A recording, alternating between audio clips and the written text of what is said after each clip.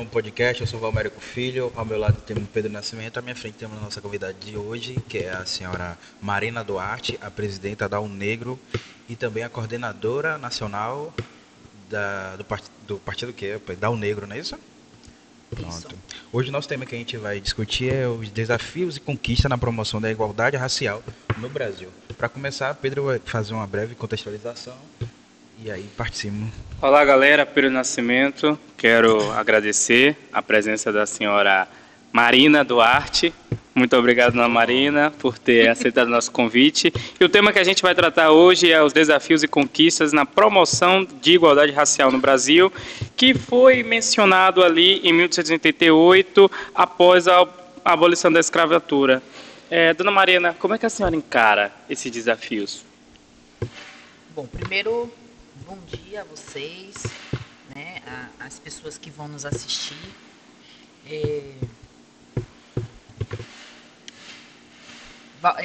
Vocês me apresentaram como coordenadora nacional do Negro, presidente da Bahia, e eu também sou vice-presidente do Conselho Nacional de Promoção da Igualdade Racial, que é o CNP, que é o conselho que é ligado ao Ministério da Igualdade Racial. Então, nossa luta aí é bem árdua, né, e bem diária, inclusive, que a gente não pode aí deixar de manter na ordem do dia, que é a luta antirracista. Mas a gente, inclusive, está num mês muito simbólico para a gente, não simbólico no sentido igual como é o novembro, né, que a gente chama que novembro é negro, mas a gente está num mês revolucionário, né, um mês que a gente tem que todos os anos afirmar que não é o mês que a gente do movimento negro entende como o mês da libertação dos escravos, no sentido de abolição, né, da Lei Áurea. Mas a gente entende que o nosso mês é o novembro. Mas voltando pro maio, né, a gente acabou de passar aí pelo 13 de maio, a gente ressignifica o dia, né? Ressignifica uma palavra bem bonita para esse dia que a gente tem tanta revolução, mas a gente passou por 300 anos de escravidão, né? A gente foi sequestrado, escravizado, mulheres estupradas, homens mortos e tirada a dignidade do povo negro. Então, quando a gente tem essa falsa abolição, né, que é uma libertação inacabada, por isso que a gente chama de falsa abolição, mas a gente tem aí a população negra, né, liberta por um papel, né, por uma autorização de lei, mas a gente não dá essa vitória à Lei Áurea, e sim os processos abolicionistas que ocorreram durante o tempo de escravização, né?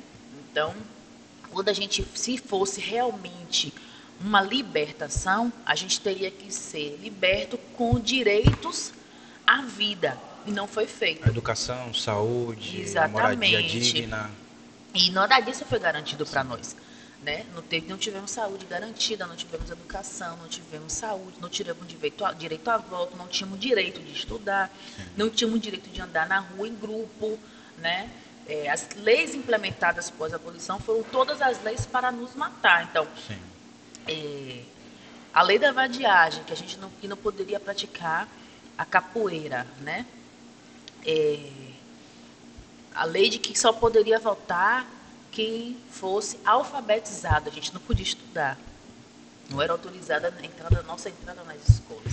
Então a gente é largado na margem da sociedade, né, literalmente, que subimos os morros, já estávamos lá pela questão dos quilombos, mas a gente se agrupa em morros, né, sem saneamento básico, sem direito a nada do que a gente já mencionou aqui, e tentamos sobreviver. Então, se a gente for fazer um pulo de 136 anos para cá, a gente tem avanços, lógico. Sim. Temos avanços significativos, na saúde, na educação, né?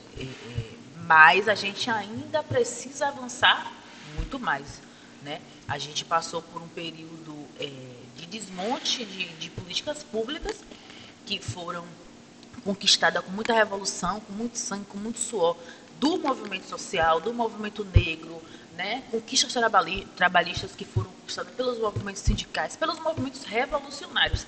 Então, a gente perde muito quando a gente tem retrocesso da democracia, né? Então, o avanço que você me perguntou são avanços significativos, avanços que são fundamentais para a vida da população negra, mas avanços que precisam avançar.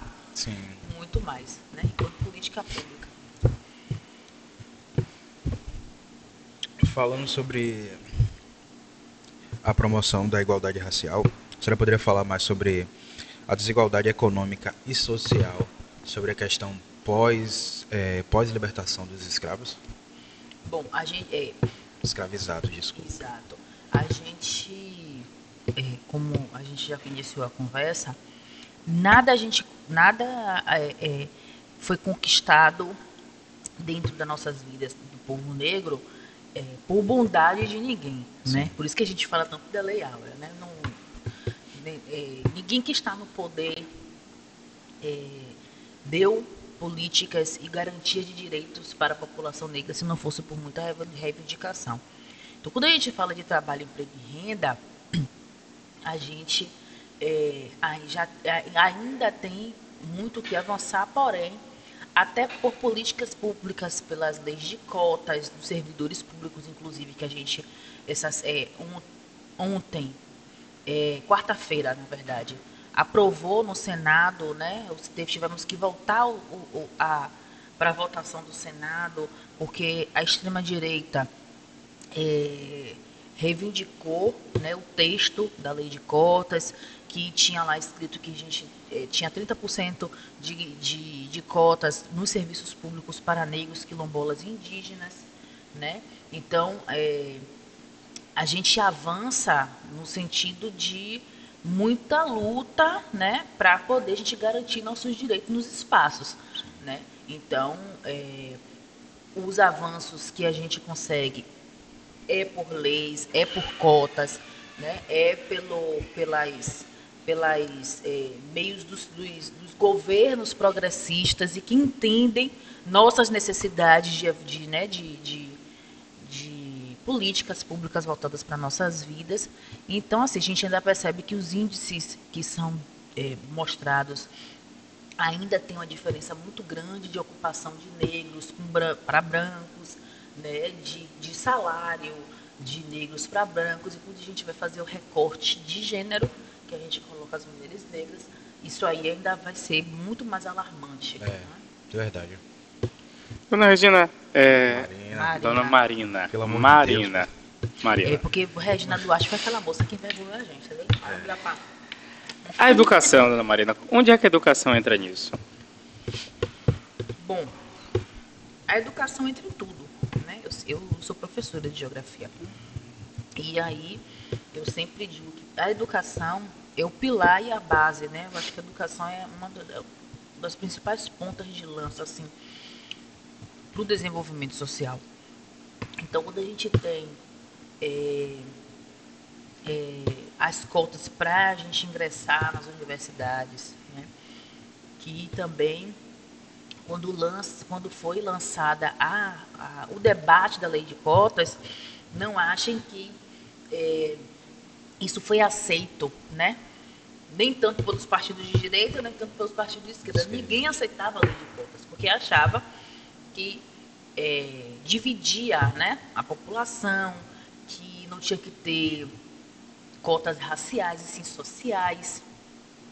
Até hoje, a extrema-direita verbaliza isso. Hoje a gente já teve um progresso muito grande no debate dos partidos de esquerda, que precisamos ter sim cotas raciais, né? Mas no início isso foi uma briga muito ferrenha do movimento negro, para que isso passasse principalmente na cabeça de quem dizia que eram nossos aliados, que eram os partidos de esquerda. Então a gente teve que falar muito, pautar muito, fazer muita formação, fazer muito discurso, fazer revolução, fazer movimento de rua, fazer luta dentro das universidades, para que passasse. Então a UNEB, a Universidade do Estado da Bahia, foi a primeira universidade a implementar a lei de cotas aqui no Brasil. Então ela deu o passo à frente primeiro, né, de que muitos outros estados. Então a gente é pioneiro na lei de cotas, então de cotas para as universidades. Então eu acho que a gente precisa sim, e a gente precisa pautar isso dentro das escolas, explicar o que a juventude tem direito, né, explicar como é que você faz o ingresso nas universidades pelo Enem, explicar como é que você faz FIES, explicar como é que você consegue adentrar as universidades públicas pelas cotas, porque isso é direito nosso e que a gente precisa acessar nossos direitos. Mas eu acho que a educação ela é essencial na base de qualquer estrutura, de qualquer país, de qualquer estado, de qualquer nação. Eu acho que a gente precisa investir mais na educação, muito mais do que em presídios, muito mais do que em armas, enfim. Porque é o que falta, né? A gente tem um Brasil muito desigual na questão da educação. Muito desigual. Se a gente for comparar a outros países, nós estamos bem atrás, bem atrás. E certos estados estão em calamidade pública. Verdade. Voltando um pouquinho, a senhora falou sobre o movimento negro, que o movimento negro foi à frente para trazer as cotas raciais dentro das universidades. Teria como a senhora falar um pouco mais sobre o movimento negro, principalmente o negro, como ela surge, o principal motivo, as lutas diárias? Bom, a década de 90 foi uma década muito revolucionária de ações afirmativas, né? Quando os movimentos negros deram assim, acho que um despertar social para a sociedade, para correr atrás de políticas públicas. Eu sempre digo que movimento negro, dentro do nosso povo preto, sempre existiu. O movimento negro existiu quando a gente fugia das senzalas para ir e formava quilombos. O movimento negro sempre existiu quando a gente colocou fogo no cafezal. O movimento negro sempre existiu quando a gente se agrupou, se aquilombou e lutou por algo. Mas a gente começa a se organizar politicamente no sentido de grupo, MNU, o negro, né? Enfim, inclusive os próprios movimentos culturais. Né? A gente tem, aqui na Bahia, a gente tem um movimento cultural do Ileaie, do Lodum, né? Que fala com a população, que canta, faz a revolução em forma de música, né? Em forma de cultura. E traz a consciência antirracista para muitos dessa forma. Falando da Al Negro nasce em 1988, no período de redemocratização, né? Fim da ditadura militar, queda do Muro de Berlim. Então, assim, a gente nasce anos poucos depois do fim da ditadura militar, a gente nasce, né, logo após a queda do Muro de Berlim, quando está esse anseio social por redemocratização do país, né, do Brasil. Então, Al Negro nasce na rua, com jovens, mulheres e homens que tinham a linha, né, de formação política, uma linha socialista, e aí eles, que também era de movimento negro, né, fazia parte de outros movimentos já existentes, como o MNU, e funda o Negro e no seu ato de fundação, na sua ata de fundação, diz que a gente precisa falar sobre gênero, raça e classe, que a gente precisa fazer essa transversalidade, essa interseccionalidade dentro da luta antirracista, que não dá para falar de classe se você não falar de gênero. Sim. Não dá para você falar de classe e de gênero sem você fazer o recorte racial. Nasce reivindicando o extermínio da juventude negra, da população negra, né, o negro já dizia que se a gente não tivesse uma política de segurança pública social, a gente ia ter um extermínio da população negra e exacerbado, que é o que está acontecendo hoje. Fala da saúde da população negra, né? A Negro fez uma campanha da ST-AIDS dentro do centro da cidade de Salvador, dentro do Pelourinho, né? E também que isso virou um filme, um documentário. Então, o Negro nasce com essas... Qual o nome desse filme? Peraí que você me pegou agora, né? É um filme falando sobre a questão da ST-AIDS dentro do Centro Histórico de Salvador, porque as notícias eram que a população negra que ocupava o Centro Histórico eram pessoas, vamos dizer assim, que tinha grande índice de doenças sexualmente transmissíveis. Então, o negro distribuía camisinha, né, preservativo, fazia conversas com a população. Daqui até para o final, vou lembrar o nome do filme, vou dizer a você. E fazia esse diálogo com a população do centro da cidade, né? Então, foi muitos anos fazendo esse trabalho. E, então, o negro nasce com todos esses princípios, né?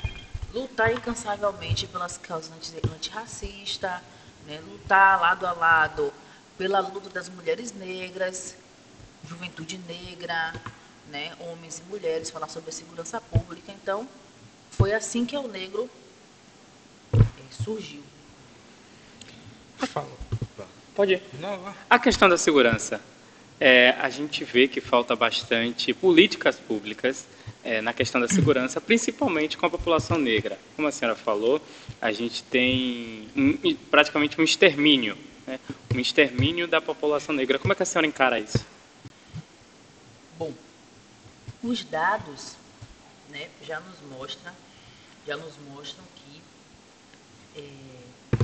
o alvo da segurança pública é aquela velha máxima, né? O alvo é sempre um corpo negro. Mas eu acho que é muito para além disso também. Eu acho que a gente precisa, acho que tanto quanto a segurança pública, e a gente precisa ter uma conversa de forma social, com os movimentos sociais também, né? Eu acho que... E uma política também transversal, né? Porque, como eu falei a você, por que os dados da segurança pública hoje são alarmantes? Mas, e com a juventude negra, né? Aí você vai pegar os outros dados. Vamos lá, para a educação. Se você pegar o sistema hoje educacional, a gente vai ver que a evasão escolar hoje, né? A evasão escolar é um dado muito, muito alarmante, muito preocupante. Sim. Se a nossa juventude não está na escola... E cresceu mais no período da pandemia, a evasão escolar. Exato. Teve até campanha aqui na Bahia, foi. Na Bondone. Tem campanha até hoje, a verdade toda é sempre dessa. Sempre tem, todo ano. Principalmente no ano de matrícula. Sim. No período de matrícula, sempre tem isso. Campanha para a volta dos estudantes. Então é isso. Quando a gente tem... Desculpe, pode falar, é tanto que criou-se o pé de meia, uma forma de tentar cativar o estudante, porque muitos estudantes precisam trabalhar, ajudar em casa, você ganha dinheiro estudando. Exatamente. Eu acho que quando a gente fala em políticas públicas da educação para atrair esse estudante para dentro da escola, eu acho que a gente tem. Agora, se o estudante não está voltando nem com essas políticas públicas atrativas, né, tem alguma coisa de errado aí. Tem. A gente vai precisar mudar o quê? A forma de lecionar, a forma de educar, a forma de chamar. Como é que a gente vai fazer? Vai abrir as escolas para... Eu não tenho a pílula transformadora da educação, mas eu acho que está faltando algo a mais para que a gente consiga voltar, fazer essa volta. Tanto trazer a família para dentro da escola, tanto trazer os alunos para esse retorno, né? Então, a gente precisa ter uma política transversal. É muito melhor a gente investir na cultura, na educação, para poder a gente ter os índices de segurança pública efetivamente, concretamente e estruturalmente menores, porque assim, a gente não vai vencer o caos que está a segurança pública com tanques de guerra, com armamento, Jamais. com balas. Isso já é visível e mais do que estudado, que se você investe mais em cultura e em educação, você tem um índice de juventude fora da escola e exterminada tanto dentro das suas comunidades, tanto pela bala do Estado. Isso causa uma redução. Aí a gente vai para a prática da guerra às drogas, do combate às drogas. A quem interessa o combate às drogas? Né? Porque... E quem é alvo nesse combate às drogas? Será que a gente vai combater as drogas fazendo uma operação policial de invasão à periferia? O problema das drogas está só literalmente ligado à periferia? Dentro da periferia chega helicópteros de consumo máximo de drogas, de cocaína e de armamento? Não. Que financia o tráfico de armamento no país, é dentro da periferia? Não é. Então a guerra às drogas, ele tem um alvo. Né? A guerra às drogas, ele tem um alvo. Então quando a gente parte para a guerra às drogas, a gente percebe que é sempre um corpo negro de jovem e de homem, jovem e homem negro, caído e perdido. Então ali é uma vida que poderia estar na escola, é uma vida que poderia estar na cultura, é uma vida que poderia estar aproveitando das cotas das universidades para, né, isso, para estar dando um outro rumo à sua vida.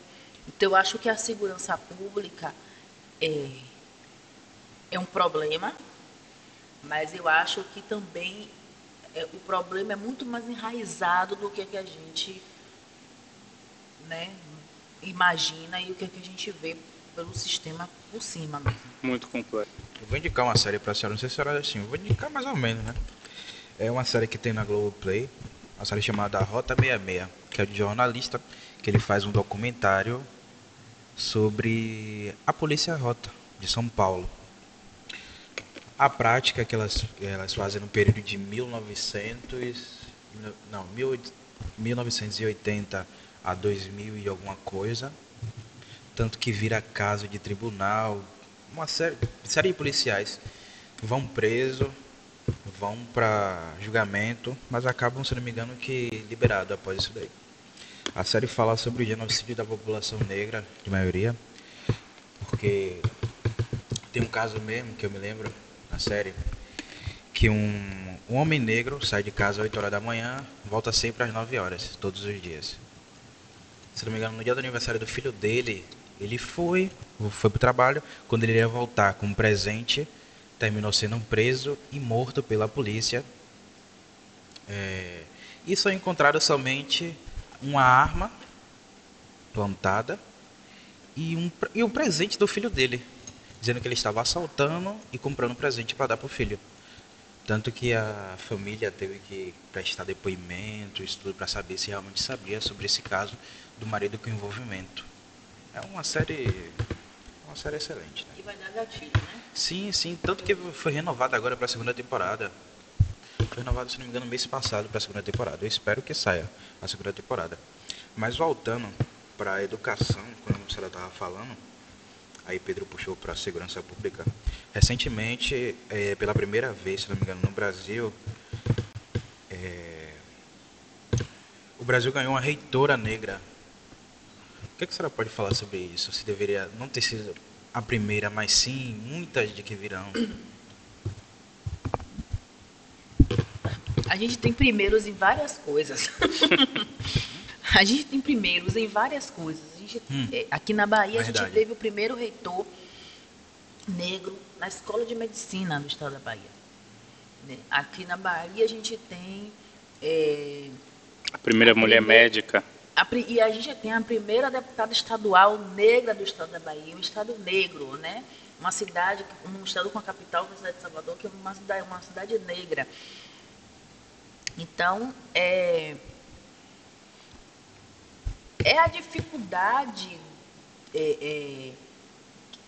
que a dificuldade não é a palavra certa, mas é a estrutura racista, né, fundamentalizada desde o tempo em que a gente tem o período da abolição e que a gente tenta até hoje derrubar barreiras, né?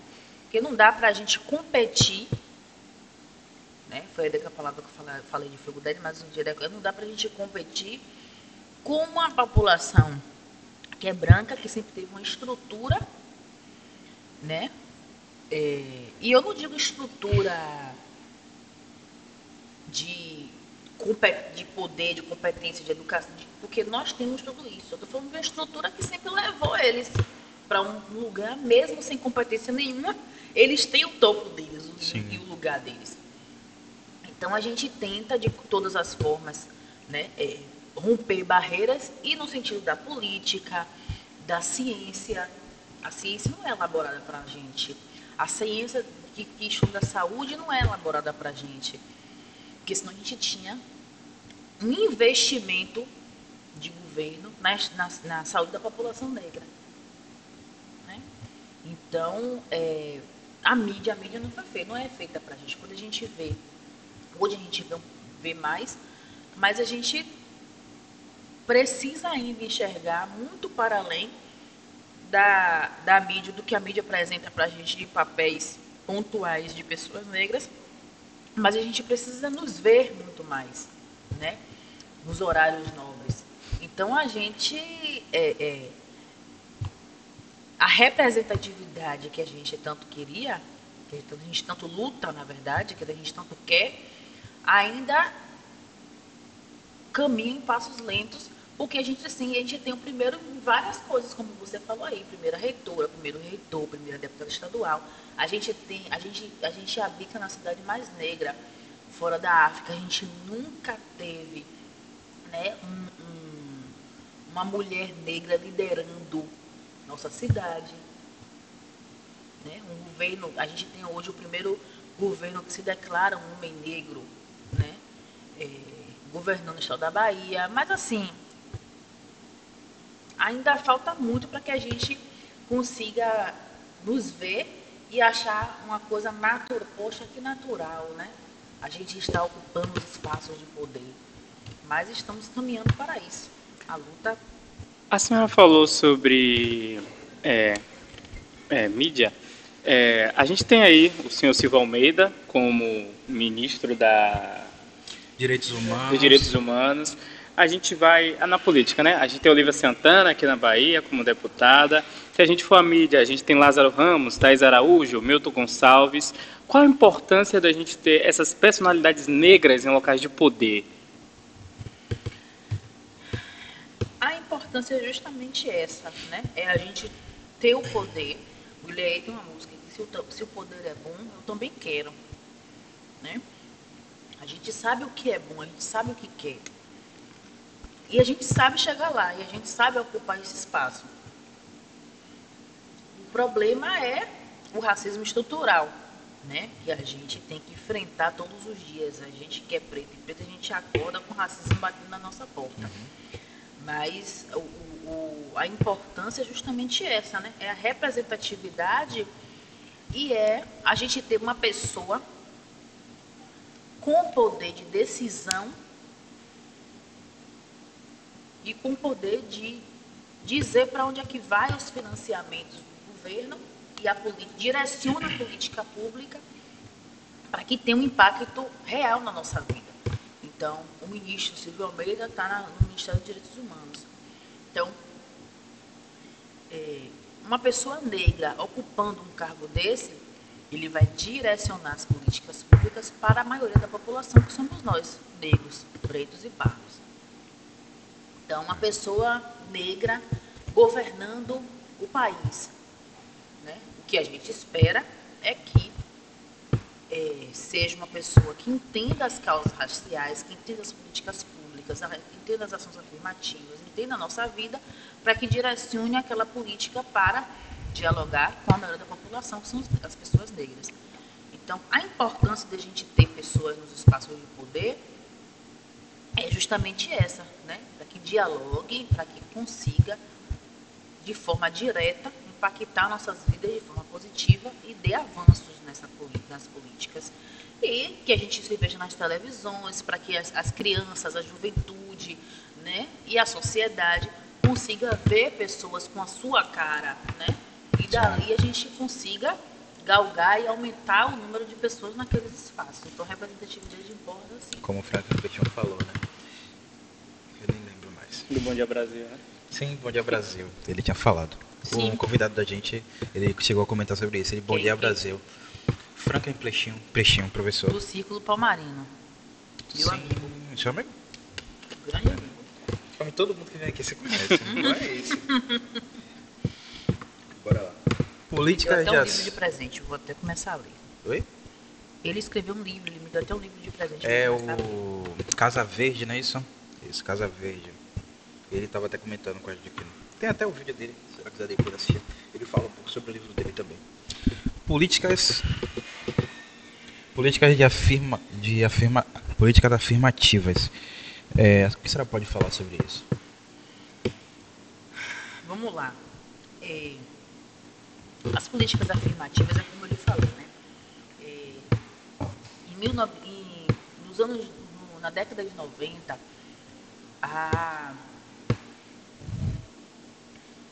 os debates sobre a vida e sobre as políticas da população negra foram bem intensos. 2001 acontece o encontro de Durban, Sim. né, que é o encontro que é aí promovido, né, pela ONU. Então, que fala, né, sobre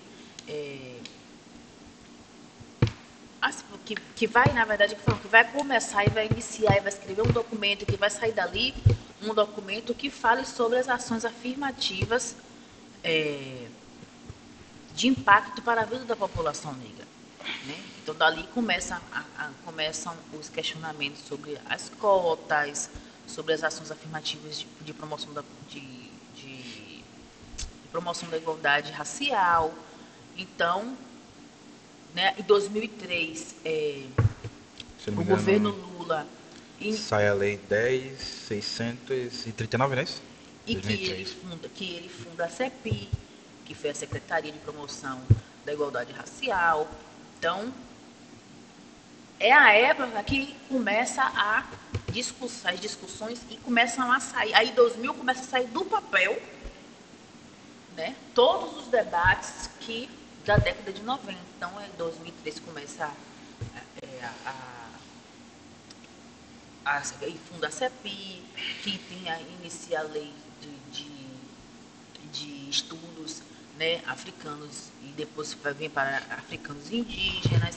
Então, as promoções, as ações afirmativas, né, aí vem as cotas, vem a política de cotas, como eu já falei. Então, as ações afirmativas, ela tem essa implementação, né, mais concreta, tirando a Lei CAO, né, que é a lei logo depois da ditadura militar, a implementação da Palmares, aí a gente dá um recorte aí para quando a gente tem um governo progressista, né, um governo que foi o primeiro mandato de Luiz Inácio Lula da Silva, que era um governo que dialogava com a sociedade e com as principais causas e urgências sociais. Então, é daí que parte as ações afirmativas. Dona Marina, a senhora poderia contar para a gente como é que a senhora chegou ao cargo de presidenta? Del Negro? Isso. Sua jornada como professora? Bom, você quer minha jornada como professora ou você quer minha jornada como movimento? Tudo. Os dois. Bom, eu costumo dizer que eu cresci nesse movimento sindicalista, movimento antirracista. Meu pai, o Jerônimo, ele... Mas não é Jerônimo Rodrigues. Não, ele pensou isso daí. Não foi não. Só imaginei, será? Não. é Jerônimo Silva mesmo. Que também é cabocado assim, índio, mas não é esse Jerônimo daí, não. Tô brincando, meu pai é um homem negro muito comprometido com as causas sociais. E aí, ele entrou na UNEGRO em 90, no ano que eu nasci. Mas ele já fazia aí essa luta no movimento estudantil, né? Que ele estudava ali no Nilo Teixeira, então ele sempre foi do movimento estudantil, da luta antirracista, né? Enfim. Então ele entra na UNEGRO em 90, 2 anos depois a UNEGRO foi fundada, mas está ali ainda no início, né? De organização, de fundação. O UNEGRO nem tinha sede, se organizava na rua mesmo, na biblioteca, né? Em espaços, escola, enfim, no espaço que dava. E eu sempre vi as reuniões da UNEGRO. Você sempre acompanhava ele, né? Isso, sempre vi a movimentação da UNEGRO. Me lembro muito da primeira, que a Olívia Santana é uma das fundadoras da UNEGRO.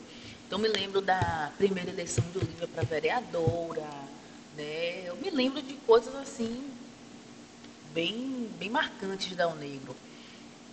Eu me lembro dos carurus que a UNEGRO faz. Agora a gente vai fazer o 21º caruru da UNEGRO, do 2 de julho, que é o caruru da independência, né? O caruru da cabocla, que a gente sempre chama.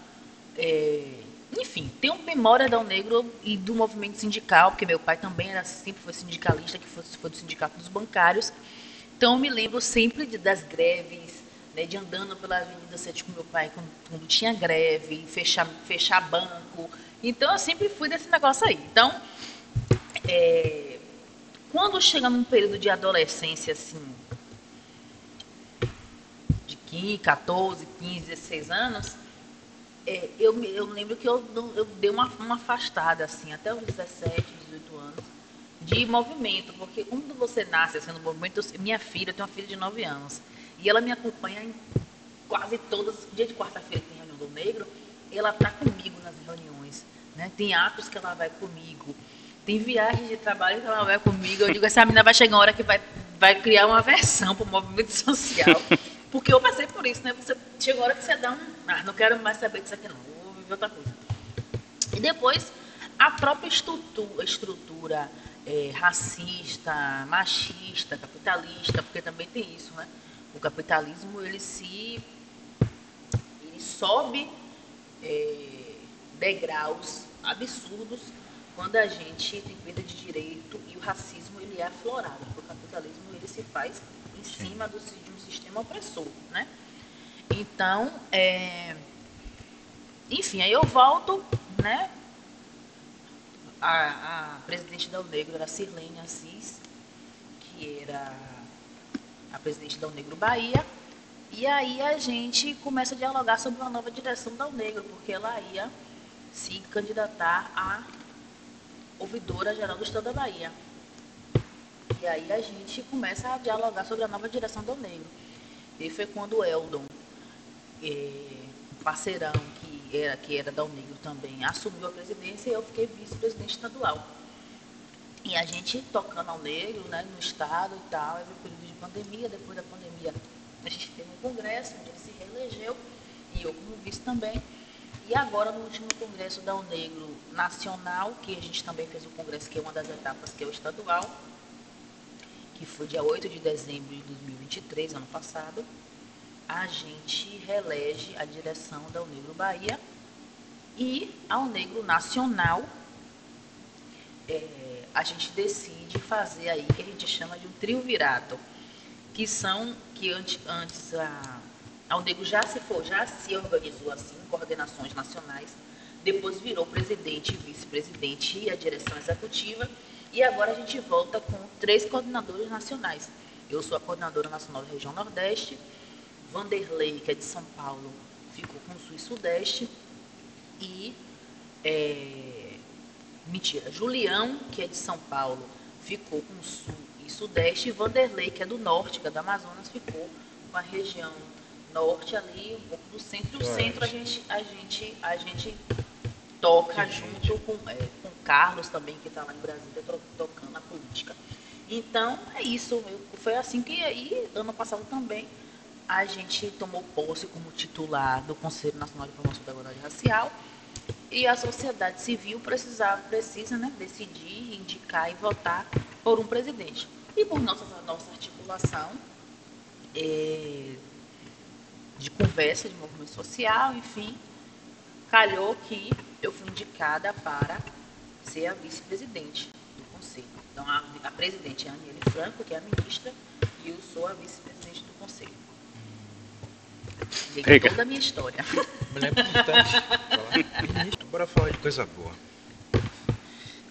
Dia da importância da consciência negra. O que a senhora tem para falar sobre isso? Bom, dia 20 de novembro. Dia da consciência negra. Primeiro ano que a gente vai ter um feriado. Nacional. Exatamente, um feriado nacional.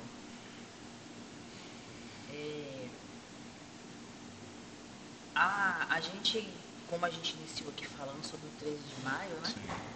A gente lembra, exalta, né? E fala muito mais sobre os nossos heróis e heroínas, né? Do período da escravidão, né? Do período escravocrata, que deu a essa, né, libertação do nosso povo, né? Então a gente fala muito de Zumbi, de Dandara, dos quilombos, né? Que proporcionaram as fugas do povo preto. Então a gente fala sobre a gente, né? A gente fala sobre a nossa vida, sobre as nossas lutas, sobre as nossas revoluções. E é um dia que também é um dia revolucionário, também é um dia de protesto, né? Por melhoras de políticas públicas e da vida da população negra. Então é um dia que a gente passa o dia todo. Eu sempre digo, a televisão nunca passa a gente o dia todo. No dia 20, quando a televisão... Muda apresentador, muda é tudo. o dia de protesto. E é um dia da gente falar da nossa vida. E é um dia da gente dizer o que é que a gente quer. O 20, por isso que a gente sempre... Por isso que na Lei 10.000, a gente questiona o folclore da vida da população negra. A gente não pode folclorizar a religião de matriz africana, dia 20 de novembro. A gente não pode folclorizar a cultura, dia 20 de novembro. A gente não pode folclorizar os quilombos, dia 20 de novembro. É por isso que a gente fala que precisa de uma educação antirracista o ano inteiro.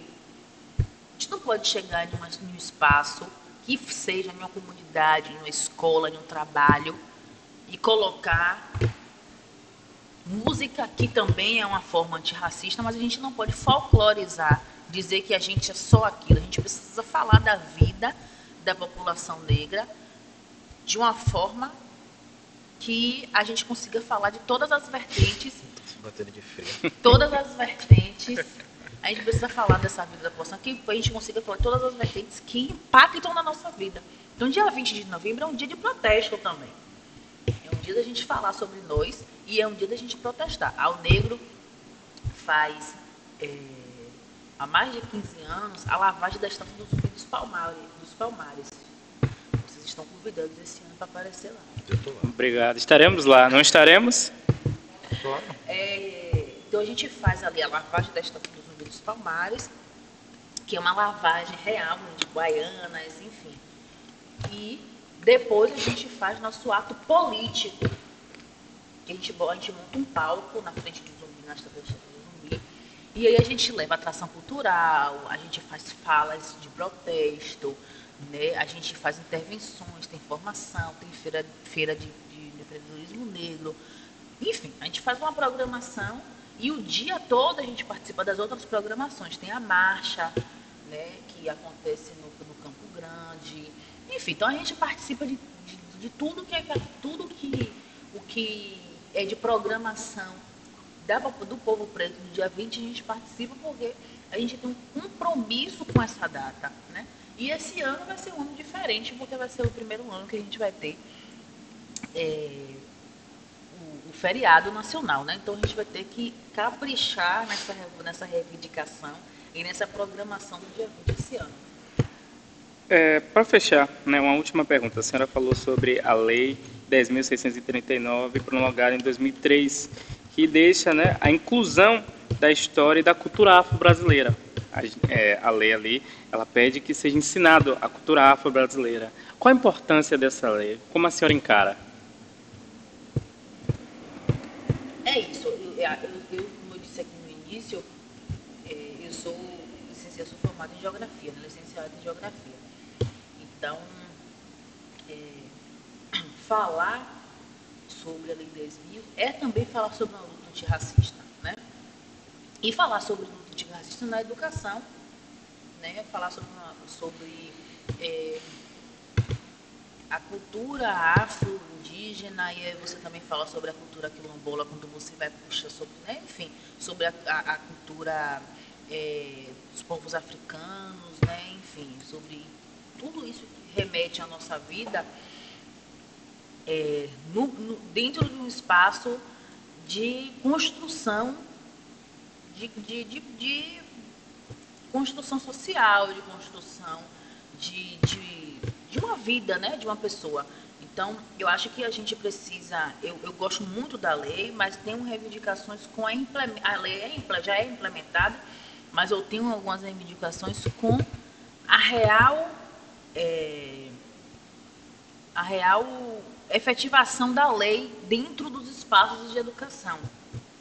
Então, a gente ainda encontra muita dificuldade de colocar efetivamente a lei em prática. É isso que eu quero dizer. Então, a lei está aí, a lei existe, mas a prática da lei, praticar a lei realmente dentro dos ambientes educacionais, ainda é muito difícil, porque você encontra barreiras, você encontra barreira de sistema, você encontra barreira de livros, né? Da questão de estrutura mesmo, didática dentro da escola, né? Como eu disse, a folclorização do 20 de novembro, a gente não pode falar de negro só em novembro, a gente tem que falar da estrutura de racista o ano todo. Verdade. Então, a prática da lei ainda é muito difícil. Eu não sei se eu acho que a gente precisava criar um sistema de fiscalização e implementação da lei, para que a gente consiga realmente ver essa lei acontecendo dentro dos espaços educacionais, tanto público quanto privado. Verdade. Certo. Fiscalização, na verdade, é importante, é essencial para tudo. Sim. A verdade não dá toda para é você essa. implementar uma lei e não fiscalizar e depois não trazer dados. Essa lei impactou realmente na educação? Teve uma mudança Porque significativa? porque geralmente quando você vota uma lei, a lei é aprovada depois de anos, sempre vem alguma pessoa para desmentir aquela lei e falar que aquela lei não está sendo usada para nada e tenta derrubar aquela lei, fazer daquela lei Acaba. acabar aquela lei de vez. Isso daí é a verdade. Pessoal, infelizmente a gente vai ficando por aqui, mas eu queria agradecer a Marina. Mas antes de finalizar, a senhora tem mais alguma coisa a dizer? Não, quero agradecer, obrigada pelo convite. Estou à disposição, ao Negro está à disposição. Ao Negro fica ali na rua Frei Vicente, casa 13, Pelourinho. Dia 2 de julho, a gente tem nosso caruru da Cabocla. A gente faz o caruru. A gente vende o caruru, na verdade, para poder ajudar a entidade. Mas a gente tem atrações culturais, né? Todo ano a gente tem samba, todo ano a gente tem samborrana, tambores de búzios e outras atrações que a gente também chama, mas é também um dia de reivindicação política. Nós que somos do movimento negro, todo dia é dia de revolução. Todo dia é dia de luta. Exato. Então, dia 2 de julho não é diferente. A gente faz nosso samba, a gente faz nosso caruru, mas a gente também tem um palco que é um microfone de reivindicação. Então, nós temos nossos momentos também políticos, nós temos nosso momento de fala, nós temos nosso momento de interação com o povo. O negro fica na ladeira, a ladeira enche de gente, e é o momento que a gente tem também... Porque no Pelourinho ali, muita gente fica pequeno. Então é isso, vocês estão todos convidados, vocês também, né? Os ouvintes de vocês aí que vão assistir o programa, e estamos aqui à disposição. Pode chamar que a gente vem. Nós que agradecemos. Obrigado, dona Regina. E parabéns, viu, pelo podcast. Obrigado. Marina. Pelo podcast. Continue. Obrigado, dona Marina. É revolucionário e é muito bom ver jovens se comprometendo com as pautas do dia a dia, né, das nossas vidas. Então, é isso. Parabéns a todos vocês. A vocês e aos meninos, as meninas e os meninos que ficam aqui por trás operando.